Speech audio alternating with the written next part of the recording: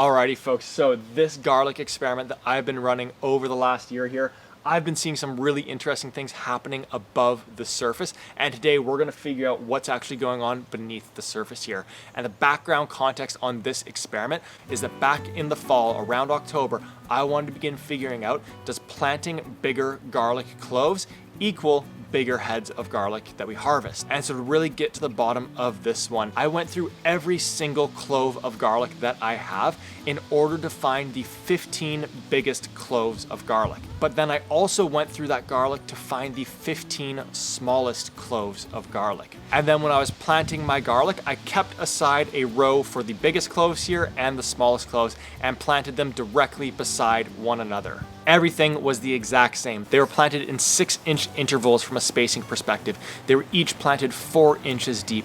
Each hole got a sprinkling of worm castings in it, and then the clove put on top of that. After that, I put a leaf mulch over the entire bed, put them to sleep for the winter, and then come springtime, I removed that leaf mulch. I fed them 1 tablespoon of our superfood per square foot, and I put down a compost mulch to add even a little bit more nutrition and microbial life, as well as a little bit more insulation. So every variable for these 2 rows has been the exact same, except for the size of clove that I planted into each one of the holes. And so what we're going to do next here is harvest both of these rows in order to see how big of an impact the garlic clove has on what we harvest. But just before we do that, if you're enjoying the video, I encourage you to subscribe to our channel here. Would love to have you. Put out new videos every single week, and I'm always doing all kinds of little experiments, so I bet you'll get all kinds of little learnings that you're then able to apply into your garden. So to get started, I want to go with these smaller cloves of garlic. Let's get going on those. And as we can see here, they're definitely looking smaller than the other heads I've had in the garden.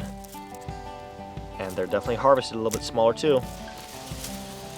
Another tiny one. Oh, this is so interesting.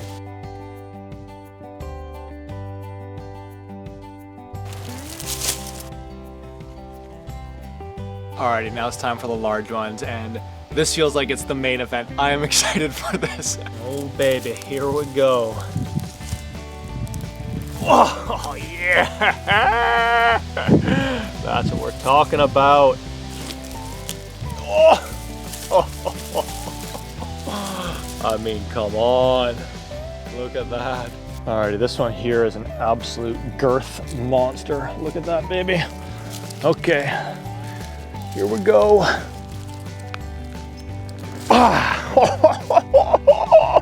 Are you kidding me right now? Somebody ring the honker alarm. And we ain't done yet, folks. This one's also looking obnoxiously large. Look at how much soil's breaking. Are you serious? Oh my gosh. That is unreal. All right, that was pretty cool. Those are some of the best heads of garlic that I've ever had coming out of my garden. You know that I like to get it as specific as possible. So what we're gonna do here is fast forward 14 days so we can get them onto the scale. Alrighty folks, so it is about 14 days later, and I've actually got something really exciting to share at the end of this video. But first, I want to start getting straight into those results. So to do so, let's start with our small heads, and what we're going to do is cut the neck off of the garlic about 1 inch above the head. And the reason why we're leaving 1 inch on there is just to protect the head from any mold or bacteria getting in there. This is going to help it preserve for a longer period. And then I'm also going to snip off all of the roots. And actually, let's remove the outside layer of paper as well. So we've got a really nice, beautiful head of garlic here. Alrighty, I just zeroed out the scale, so let's pop them on there. The moment of truth, it comes out to 438 grams. Alrighty, let's pop these to the side for the moment. And let's get started on our large heads. And I'm just gonna clean these up the exact same way, leaving 1 inch of the neck on the garlic head, and then trimming off all of the roots. And then removing the outer layer of paper so they're nice and tidy. Alrighty, so I've just zeroed out the scale here, and now let's pop these babies on. They're looking a little bit more full, and it comes out to 1,064 grams. Whew. Wow. So I've got everything kind of cleaned up here, and we've got our small cloves over here and our large cloves on this side. And as mentioned, this came out to 438 grams that came from the smallest cloves that we planted, and then 1,064 grams from the largest cloves that we planted. So that does end up being about 2.5 times larger in terms of the bounty harvest yield that we got simply by planting larger cloves. So what's the big takeaway from this video and from this experiment? It is to plant the biggest jumbo cloves that you can find this upcoming garlic season. And so you might be wondering, how do I go about knowing that I'm getting good sized jumbo cloves?